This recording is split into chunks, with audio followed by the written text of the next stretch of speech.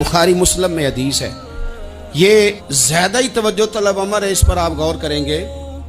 हज़रत अबू हुरैरा फरमाते हैं कि नबी पाक अलैहिस्सलाम ने फरमाया, एक शख्स ने बादलों के अंदर से आवाज़ सुनी कि फ़लाँ आदमी का खेत और बाग खुश्क हो गया है, वहाँ बरसो और उसके खेत को सैराब करो। वो बड़ा हैरान हुआ कि बादल से आवाज़ आ रही।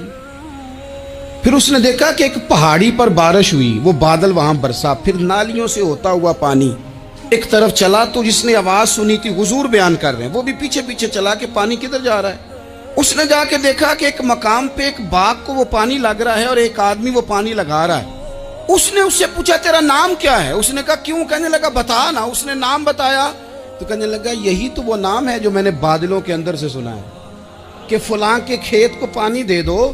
उसने कहा, यार तू क्या अमल करता है कि स्पेशल तेरे लिए बारिश बरसे? ये बुखारी पढ़ रहा हूं, सियासता से हदीस अर्ज कर रहा हूं। उससे पूछा, तू क्या काम करता है कि जनाब अल्लाह तबारक व तआला का हुक्म करम आया कि खास तेरे लिए पानी बरसे और तेरे खेत को सैराब करे? तो उसने कहा, छोटा जिम्मेदार हूं, पर जब फसल उगती है तो 3 हिस्से करता हूं।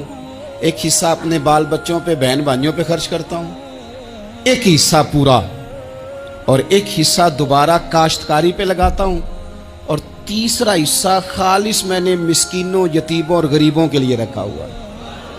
वो जो तीसरा हिस्सा, अल्लाह करे आप समझे, वो रब के बंदों पे तीसरा हिस्सा खर्च करता है ना, तो करीम मालिक ने फरमाया, जहां से गरीब का हिस्सा जाता है वो खेत खुश्क नहीं रहना चाहिए।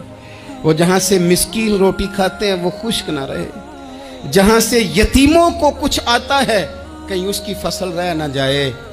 मैं और आप भी अगर अपने माल में मिस्कीनों, यतीमों, गरीबों के हिस्से रख लेंगे तो फसलें खुश्क नहीं रहेंगी। उनके अंदर ताजगी आएगी, नूर आएगा, करम आएगा, खास कर खुदा की रहमत बरसेगी।